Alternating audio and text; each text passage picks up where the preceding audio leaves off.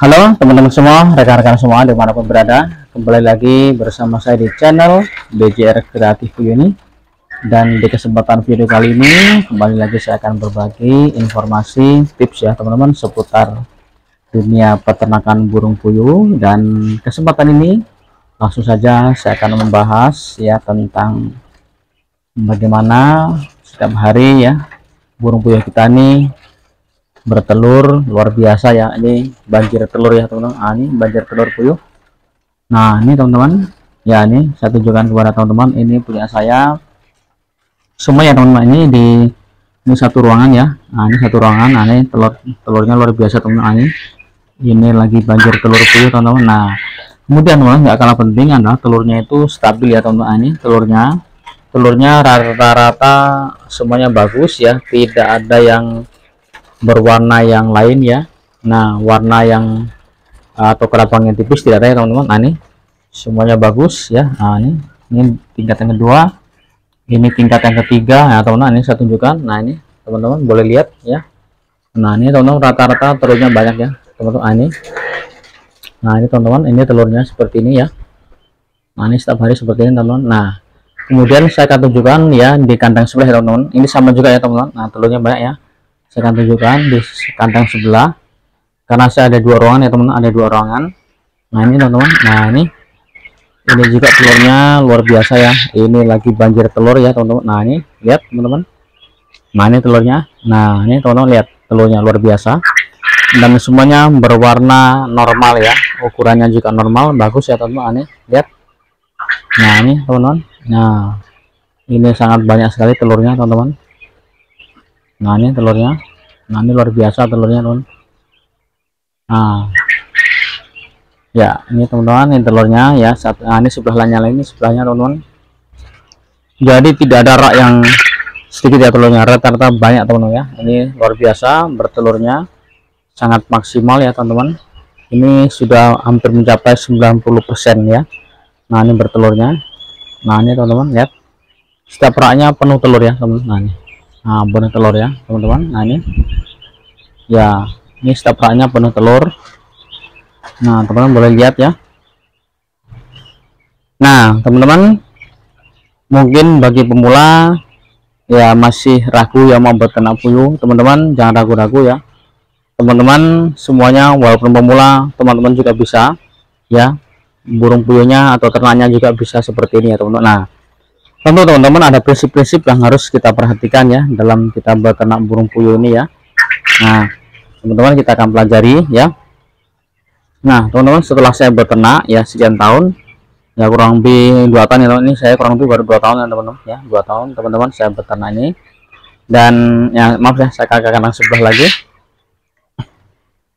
Nah teman-teman, untuk ya di sini lebih terang ya teman-teman, maaf saya videokan sendiri. Nah pada kesempatan ini teman-teman, saya akan kembali ya menyampaikan informasi atau tips penting ya, bagaimana supaya setiap hari ternak kita nih, burung puyuh kita ini bertelur luar biasa ya, banjir telur seperti ini teman-teman. Sebetulnya tidak terlalu sulit ya, tidak terlalu sulit. Nah kalau kita sudah tahu caranya kan seperti itu teman-teman ya. Nah jadi yang pertama teman-teman, jadi pertama ini memang kebutuhan utama dari ternak kita nih, burung puyuh kita ini, supaya burung puyuh kita ini sehat ya. Itu yang pertama teman-teman. Jadi bagaimana kita membuat burung puyuh kita ini sehat ya. Nah kalau burung puyuh kita ini sehat ya, tentu ya akan produksi ya, akan bertelur dengan baik ya, bertelur dengan normal, bertelur juga dengan maksimal ya teman. Nah kalau burung puyuh kita tidak sehat, nah bagaimana bisa bertelur sebanyak seperti ini teman ya, tidak akan mungkin ya teman-teman. Nah jadi yang pertama kuncinya bagaimana burung puyuh kita ini sehat ya, itu yang pertama ya. Nah untuk membuat burung puyuh kita sehat, nah burung puyuh tentu membutuhkan ya, ada kebutuhan yang harus dipenuhi teman-teman. Yang pertama adalah tentu makan ya. Nah makanya teman-teman, pakannya ini memang betul-betul harus kita pikirkan. Nah jadi teman-teman, yang pertama itu masalah pakan ya. Nah pakan teman, pakan yang dibutuhkan burung puyuh ini adalah pakan yang memang harus memenuhi standar ya. Yang pertama kebutuhan proteinnya, karena kebutuhan protein dalam pakan ternak puyuh kita nih itu kurang lebih 25% teman-teman. Artinya luar biasa ya. Dari 25% dari takaran pakan yang ada itu harus sekian persen ya, 25% kebutuhan proteinnya.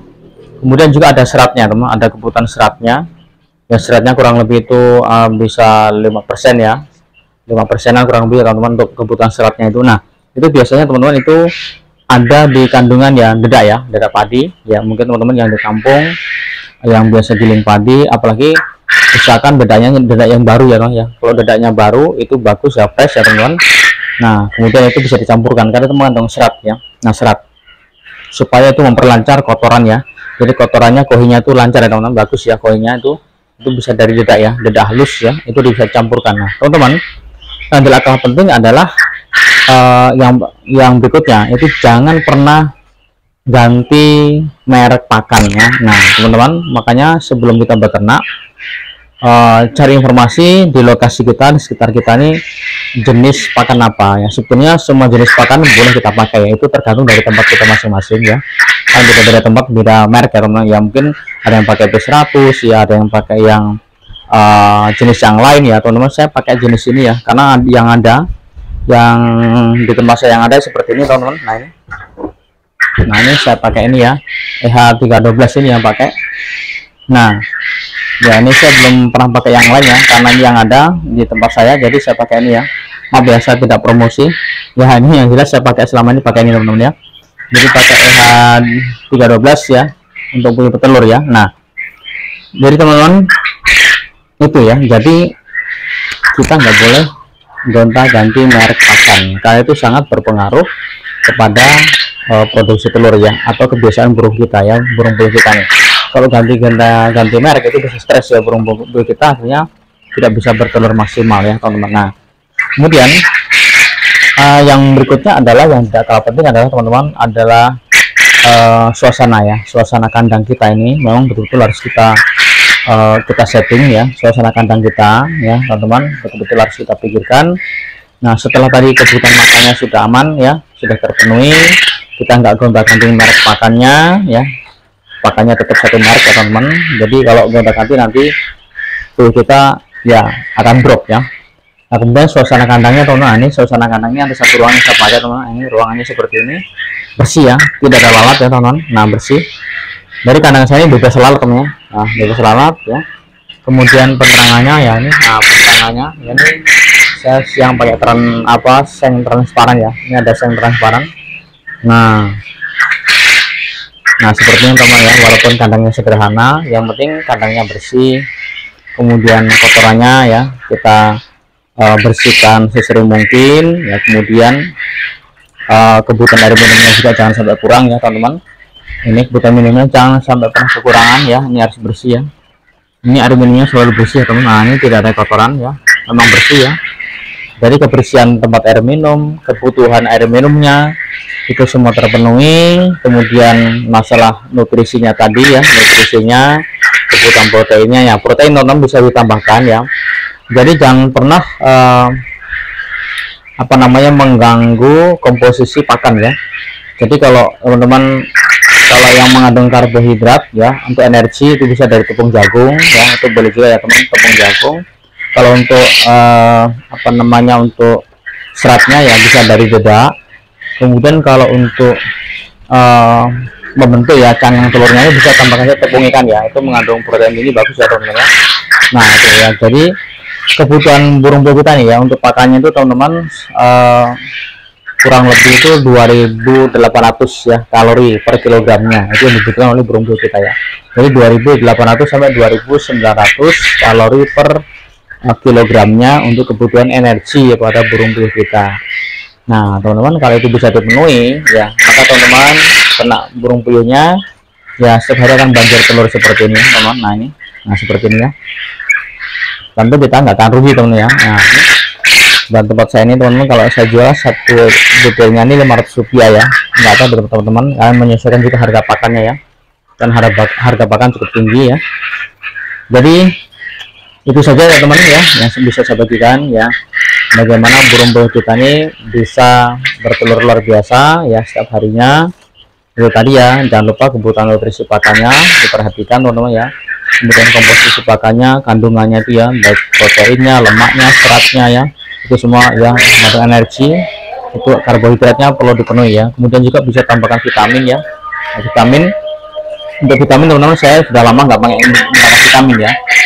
Biasanya menggunakan probiotik ya, yang kita bisa buat sendiri ya teman, buat sendiri, bisa meramu sendiri ya. Nanti saat saya akan buat videonya khusus membuat ramuan jamu puyuh ya. Jamu puyuh itu bisa buat, nggak perlu kita pakai kimia ya, karena kimia itu bisa berbahaya untuk burung puyuh kita.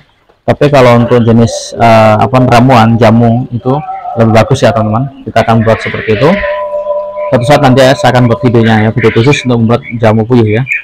Oke baik teman-teman, terima kasih yang sudah menyimak video ini. Dan bila video ini bermanfaat ya, silakan like, comment, share, dan subscribe-nya. Dan yang baru mampir di channel ini jangan lupa untuk subscribe. Dan sampai jumpa di video berikutnya.